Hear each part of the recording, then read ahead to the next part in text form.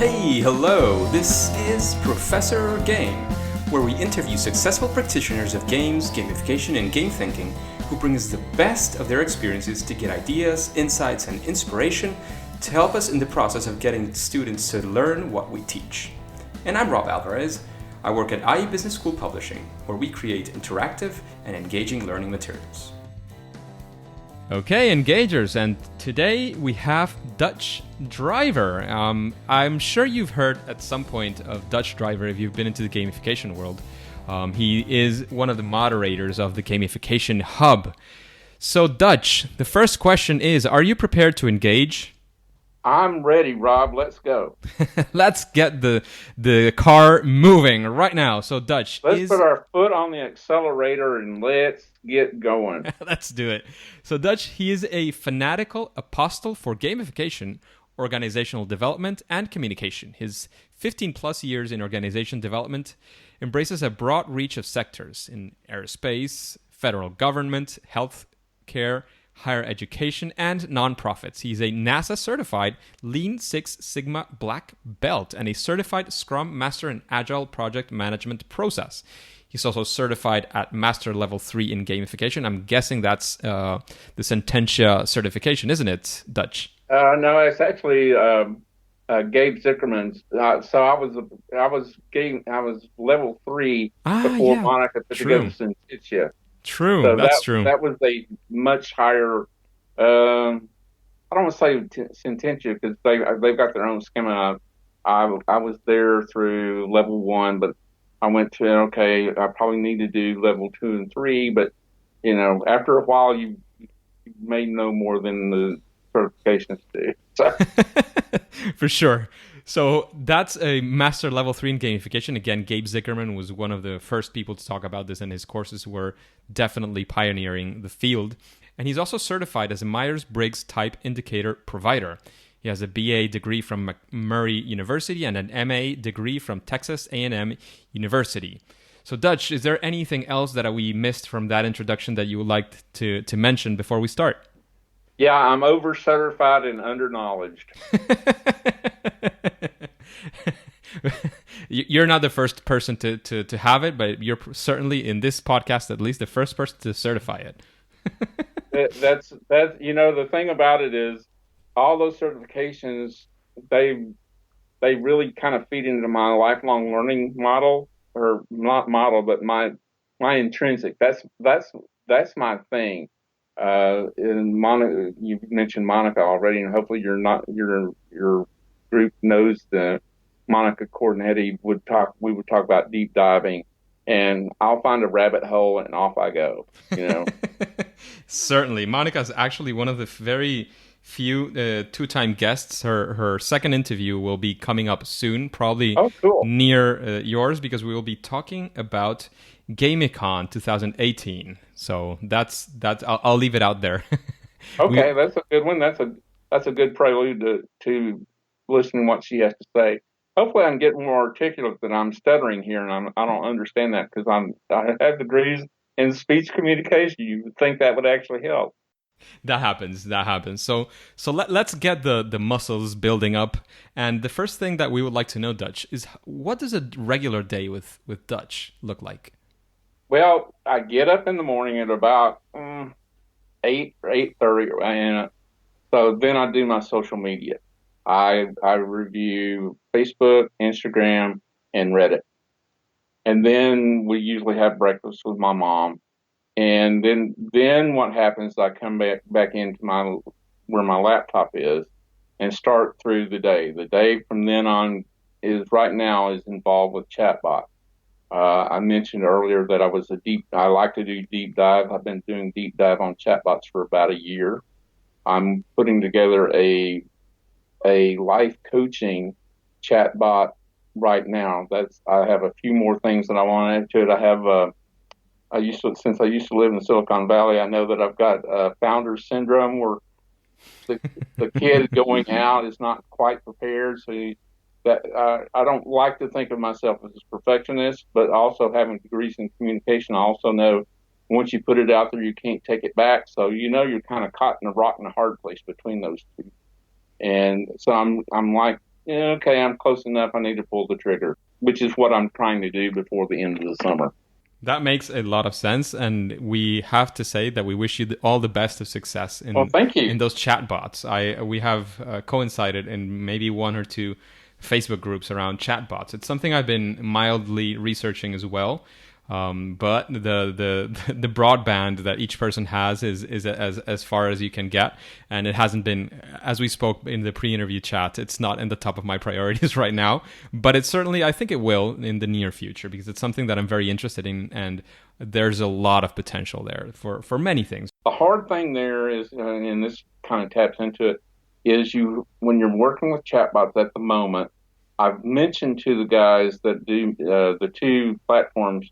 The one I'm most familiar with is ManyChat, and the second one is ChatFuel. And both platforms don't really have an inbuilt gamification modification. One of the issues that you run across in the chatbot community is churn, which is you get a lot of people on the subscriber list, but they stay for a very, very short amount of time. And that's one of the issues that I'm trying to overcome, because, with gamification, it would be, okay, what do I need to do? And that's kind of why I'm putting together this chatbot, so I can kind of figure that out. That makes a lot of sense. Go out and experiment and try and do new things. Yeah, you and I were talking about your mailing list. Yes. And one of the things that you find out after you've been in chatbots long enough is the click-through rate on Messenger chatbot is so much higher. I mean, 4 times higher than over the roof. Absolutely. It's like unbelievable, and it's still new enough that it's kind of like email back whenever you used to get on AOL and you've got mail. It's an exciting thing. It's still is exciting for sure.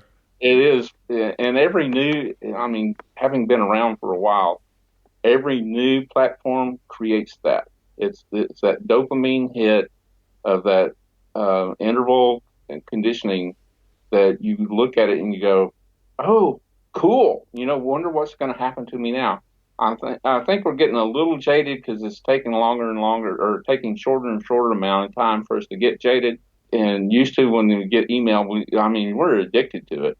Back in the 90s, I couldn't hardly wait to check my email. Now, You'd rather stay away from it. I actually use Messenger more. I think you and I connected over Messenger. Yes, we did. Your birthday was recently passed. Yep, I turned 62. Wow, nice time. That's last Thursday. Yeah. So as people move, as the behaviors move, you got to keep up with platforms. And the one platform that I've actually said, okay, there's no real reason to go into a deeper dive on Snapchat. I don't understand it. I've got an account. I've been on it for about 2 or 3 years, and it's changed so much over the years. I went, just staying up with Instagram is enough. And they're taking over the market. But I don't want to get into the deep end of Instagram right now. What we would like to get into right now, Dutch, is the story mode, going into story mode right now. And it's about perhaps what we would like to call your favorite fail, especially in gamification, your first attempt in learning, or something that happened to you when you were attempting a project, or where you were attempting something related to gamification, and you didn't get to where you wanted to. It was some failure, but that actually led you either to a future success or to a massive learning that you certainly were able to incorporate in the future. So to tell us that story, Dutch. So that one really ties back to my time back in Alabama. I was deep into gamification. You talked about the Engagement Alliance Master Level 3 or Expert Level 3. I also was trained by Yukai Chow and Mario Herger and Monica Cornetti. So I had all the training. What I can tell you is all the training does not translate into getting a lot of gamification projects. I got several, but they were usually, they don't value that yet. So I ran into several projects, and one of them was with a local makers. What am I trying to say? A maker's shop where they had CNC machines, and they did 3D printing and all this kind of stuff. And what they were trying to do is work their membership to where it would motivate the members to do this.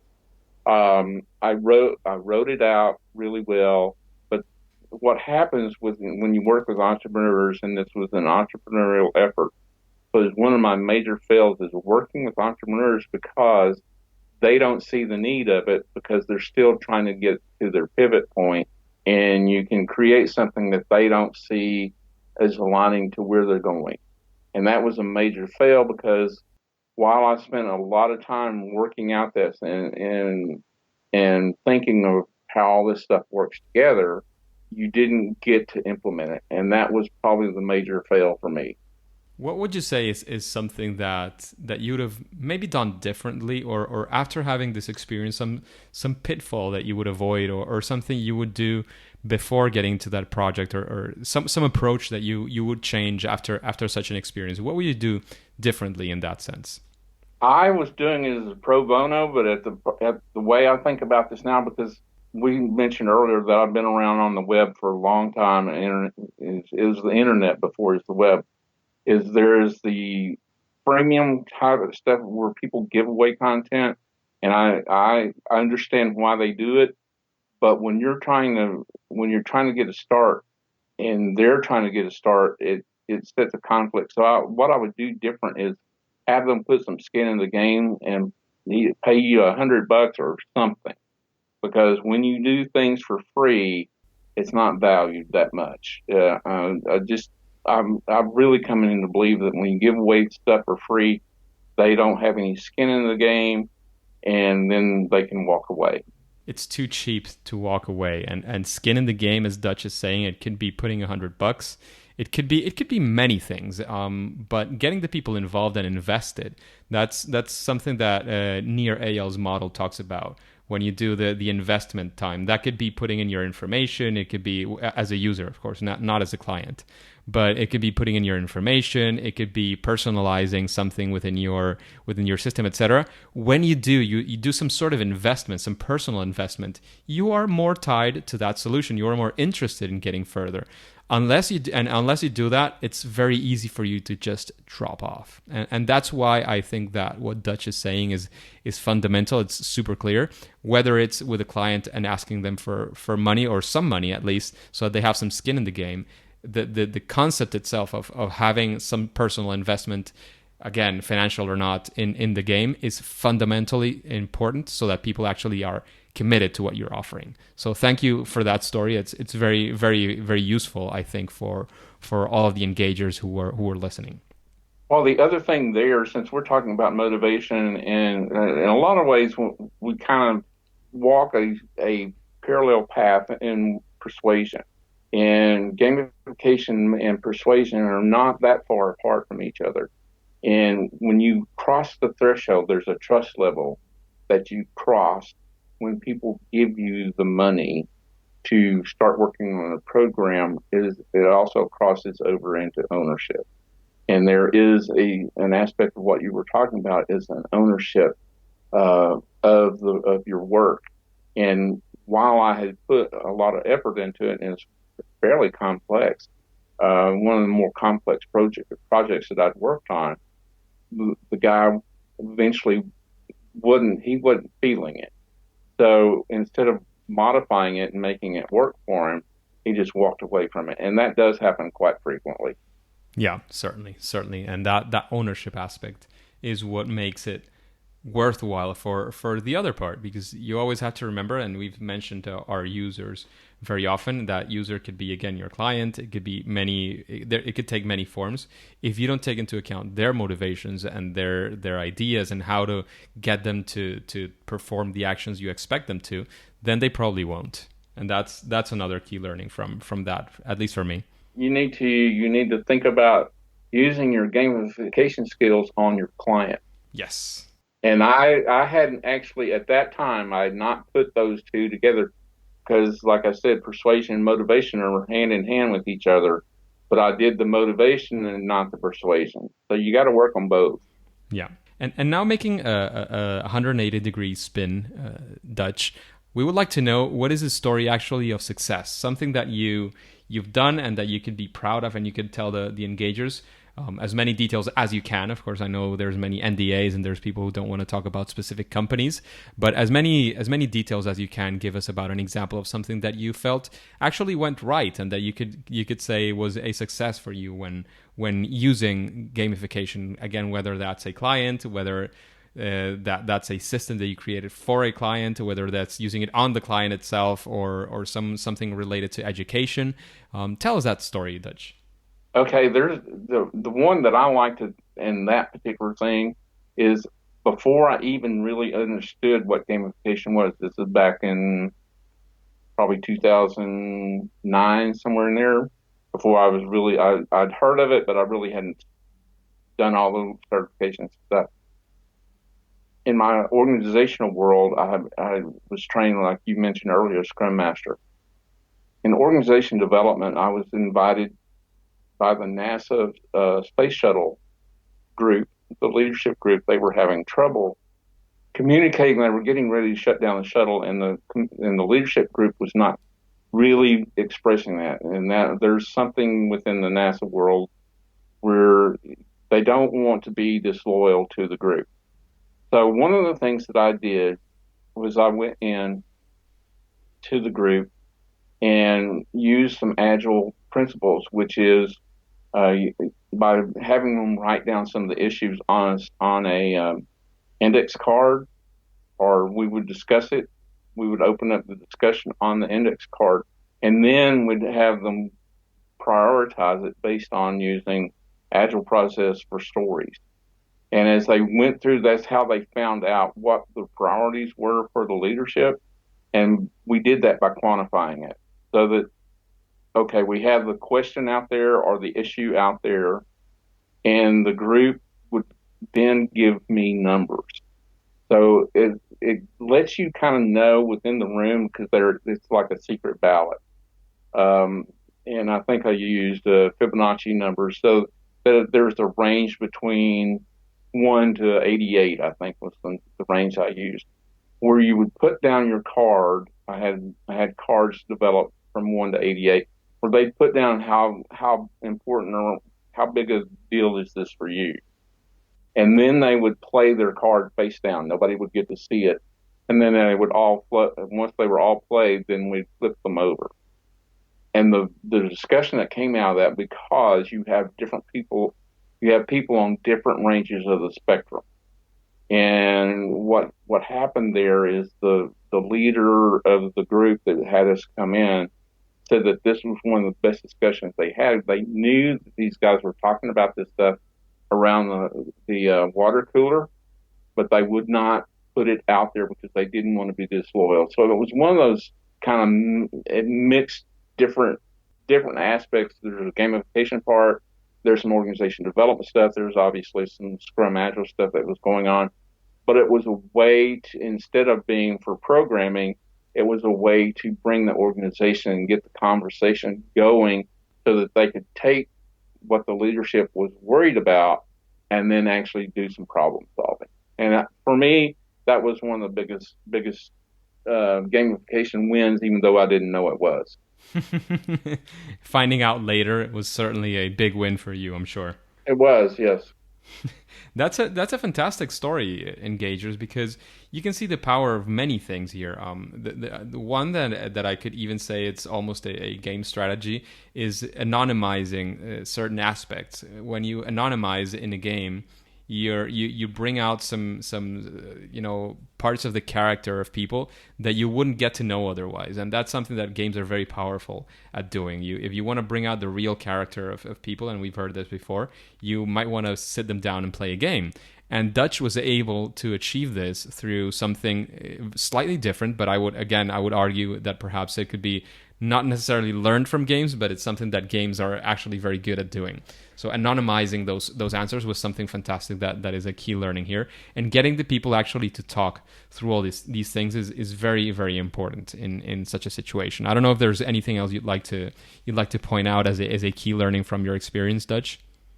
Now that's probably the pinnacle, because the actual, like I was saying, the actual leader of the leadership group And these guys, they broke the ice, and that was a key thing, is to break the ice and use games to break the ice. This happens over and over when you're group facilitating or doing some organization development, is to get the group to give you what they need versus the top down of what the actual leadership wants is very key. And I've done that over and over with game thinking. It's just a part of who I am, I guess. That's fantastic. So, Dutch, would you say that there is a process that you follow or followed when you were deep diving into gamification, when you were going to create some sort of product or some design of gamification? Was there any sort of steps you took, or was there any sort of secret formula that you had? Okay, so that kind of leads me to what I was talking about, the two things that I discovered, but I haven't really talked about. One, we'll talk about one because the other one is really abstract. But the first one is the use of metaphor. And this is where my friend Monica uses narrative. I use metaphor. And let me explain how that works. I think one of the things, or one of the problems that I see continually pops up is users lose their motivation because the game gets stale. So to keep them going, you have to come up with new ideas. And one of the things there that I took up is that using sports metaphors. Now, this is a particular pattern for sports metaphors. So let's start at the first of the year in January. In January, you've got the national here in the States. You got the national college football championship. Then followed that within about 3 or 4 weeks after that, you have the Super Bowl. Okay, so in January you want to use the Super Bowl. In February, now this is not sports, but it works just the same. You go in and use the Oscars, use the movie thing, and you develop your gamification around these things. And then in March you use March Madness, which is basketball. And then later on in April, I think the way I have it set up is you use the Masters, which is golf, and you go through different things and set up your games loosely using the rules as your motivational framework for your developing the game. That way, as you follow that down through the year, you should be able to come up with 12 different games using something that happens every year. The reason that I came up with that is because the rules are fairly well known. You do not have to do a whole lot of onboarding to get people to understand what you're doing. And that, to me, is, as a communication guy, is they already know the rules.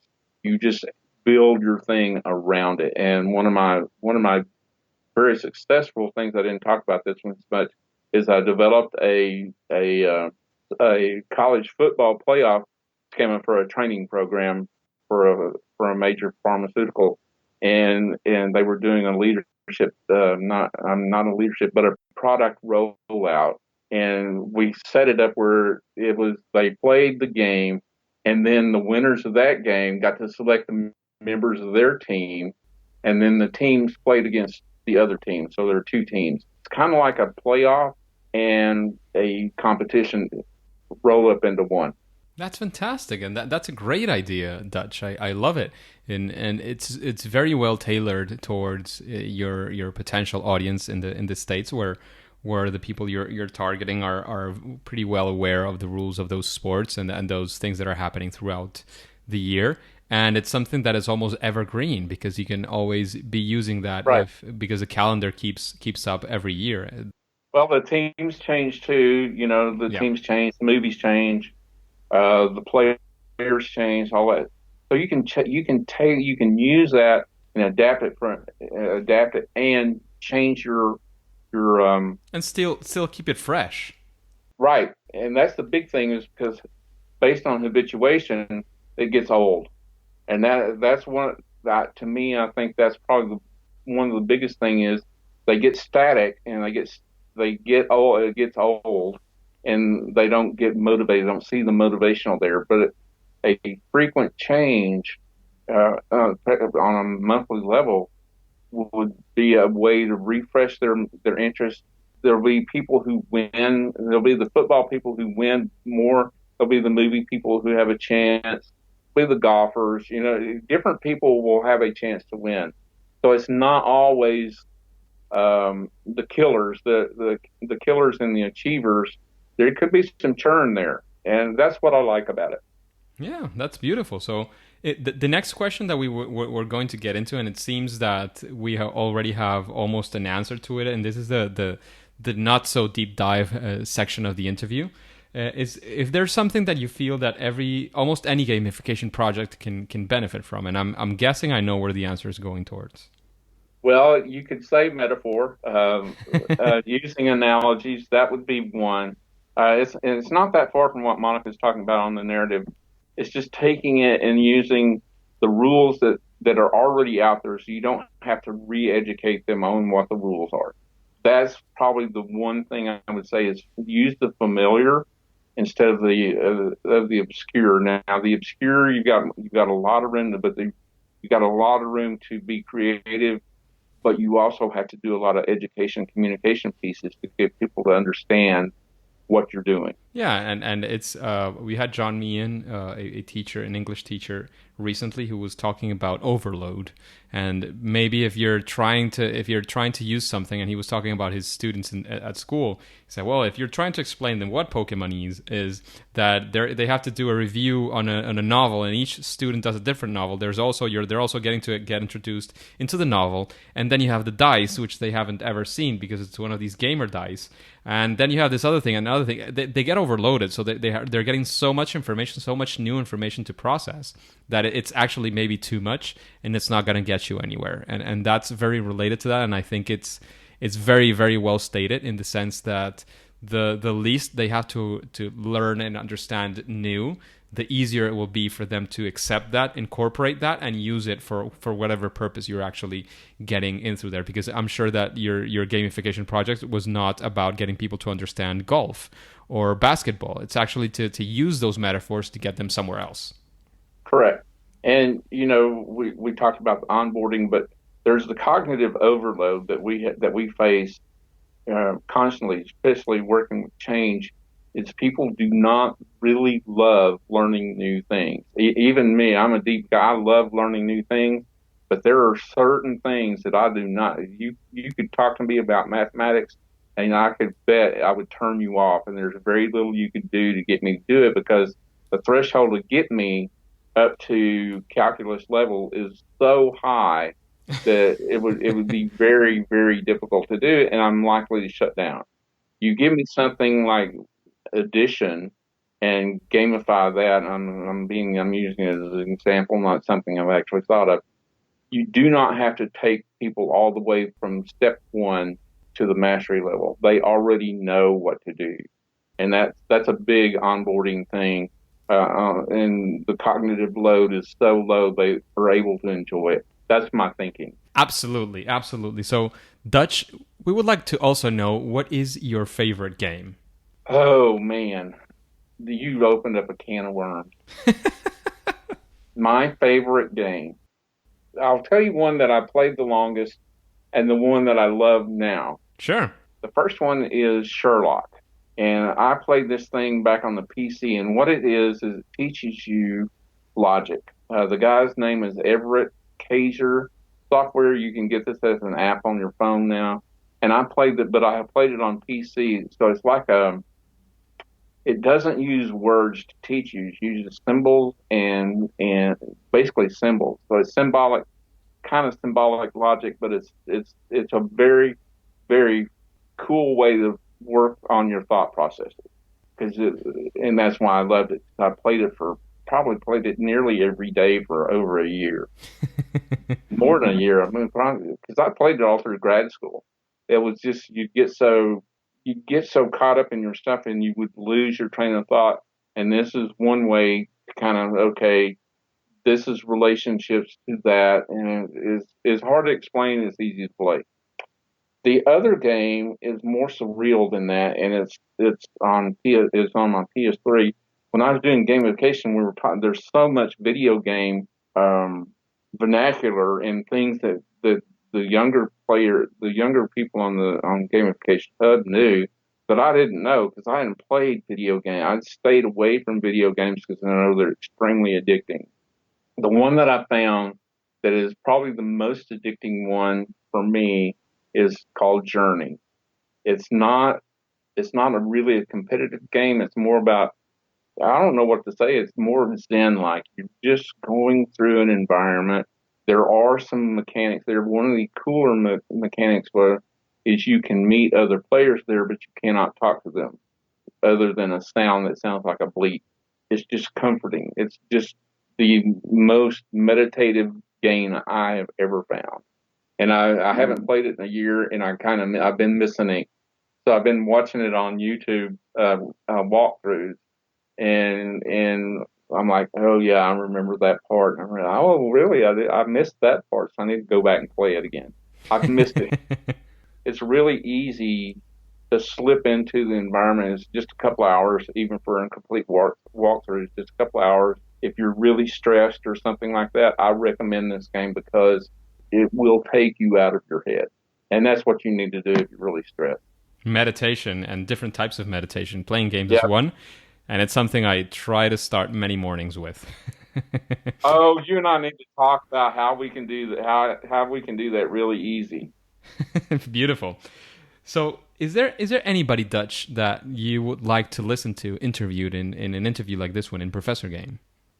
Let's see, who would I want to listen to? I've heard Anshay talk several times, but not enough.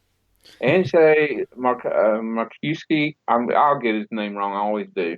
My Texas tongue doesn't twist around that name because reading it and saying it are not the same thing. Oh, it's Polish. I know exactly what you're talking about. Yeah. Out of all the people that hang around, he creates more gamification product than pretty much anyone else. He continually creates models, and he's always got something new. I think he's a little bit off of it now, but he's still got tons and tons of content that he's not really discussed. And you could pick one of his blog posts and have him talk about that. Yeah, he's phenomenal. He's absolutely phenomenal. I met him. I saw him again last year in Gamification Europe, and I met him in Gamification World Conference in 2016, I believe.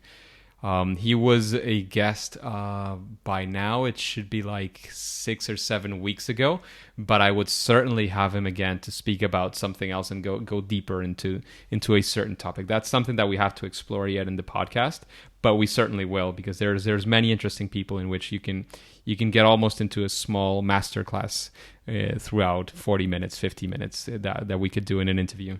The other one, and I'm trying to think of his last name at the moment, David from Gamification Hub, Rob. It's David. Could He's be a Canadian guy. David Chandros could be. That's the one. Yes.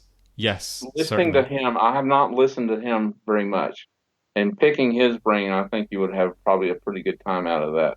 Definitely. He's into education, especially around healthcare. As much as I've read, I know he kind of had a podcast. I'm not sure if he's continued creating episodes. It was very short. Trying to remember the name, but if I don't have my phone next to me, which I always put in silence before the interviews or put it outside, I won't be able to find it. But it has something to do with his company or the company he works with, like GDC or something like that. He just got promoted. He either got a new job or he got promoted. I'm not really sure. There's something in the back of my mind that something happened to him professionally here within the last month or maybe 2 months, and it's unclear what it is, but something happened to him where I think he got a promotion during the medical center or something like, or maybe at the university, I forget. Yeah. But he would be one. He would be another interesting, because he's been doing it long before it is called gamification. He's been working with it for like 20 or 30 years. Yeah, he has. He definitely has. And on that same note, because you've mentioned at least Anjay, who was also an author in gamification, is there any book that you would recommend to somebody who's interested in gamification? It could be directly in gamification, it could be game design, or it could be anything else that you think is somewhere you can draw inspiration from. I would go back to Jane McGonigal's first book. Reality is Broken? Reality's Broken. Super Better was the second one. Yes. Go back to the first one, because the game world is more what she talks about. And if you really are not familiar with the game world, that would be where I would go read her book, because it brings to mind a lot of the practical applications to it, even though it's abstract. The way she talks about it, she'll bring in a case study or something, and that's good for people who do not understand how this works. Yes, definitely. And she's a super interesting person, author, and likewise. I follow her very avidly on Twitter. She talks about gamification and other things, and she's super, super interesting. And that book is fantastic. The other thing, since you're kind of asking for where my influences were, the other one is to go to YouTube and look for gamification tutorials. And they're in particular, Gabe Zickerman does one at Google. Jane does one at Google. I don't know who else does one there, but if you can find Google Talks and gamification, you're going to get some really good stuff. I've never tried that. I'm certainly gonna try it. Gives you there's a lot of stuff out there. Yes, yes. You can find a lot of examples we use are put into some of those YouTube videos. Fantastic. Is there something that you would call your superpower when you do gamification, or when you think about something and you perhaps realize that you actually used gamification? Is there something that you would say is kind of your sweet spot in gamification? I think user experience would be where, because I've been around computers for a long time, I can look at an interface and say, okay, this is not as intuitive as you think it is. So that I would it think never is. I know, it never, like I said, I've been around a long time, and I remember in the early days of the web, oh, this is intuitive, and I'm like, I do not understand what you're trying to get me to do. And so onboarding, that's that communication piece. I would think I'd be very good, because I've done change management. I understand a few more things about an interface than your average user, I guess. That I would think that would be a big thing. That's beautiful. Dutch, is there any final piece of advice you would like to give the engagers before we take off? For your audience, I've dropped a lot of hints in there. Definitely. So the gamification hub would be one. Twitter, the hashtag for Twitter. I use TweetDeck there, so I can aggregate all the Twitter gamification gurus in the world. And so when I'm really back into it again, I will go back and hit them again. It's kind of it's kind of in a slump right now, because I think it's kind of it's working its way in. Somebody's going to find it again. Definitely. The gamification hub that you were mentioning, it's on Facebook. It's kind of open, but you need to be accepted, as far as I can remember, by the administrators. I know I was a bit, I don't want to say overwhelmed or intimidated, but maybe you got it and the message was something like, why are you getting at it, and what's your interest? And I actually liked it, and then when I was accepted, it gave me some ownership of getting accepted in the group, and I felt a lot more committed into participating, at least initially, into the group, and it kind of gets you kickstarted, and that's something I love about that group as well. And that particular group is back when I started, about 2011, I guess 2012. I was unaware of that group. I was unaware of any of the names I've talked about today. I was unaware of them. They're all in Gamification Hub. Gabe Zickerman, Anshay, Yukai Chow, Monica, you. I don't consider myself. I just post a lot of stuff. Dutch is certainly very active and that's something that keeps the group alive. And he's certainly a knowledgeable person inside the group. Well, thank you. Because of many reasons, experience being one of them, for sure. And so finding your tribe would be one thing I would say, is find your tribe. And gamification is one. There are several gamification groups on Facebook. There There's two on Reddit two or three on Reddit, and they're not as active as they used to be. There's some groups there on LinkedIn. I don't think they're as nearly as active as the hub is at the moment, but find your tribe and then work within your tribe. That's fantastic advice, and to be fair, that's one of the things that got me started.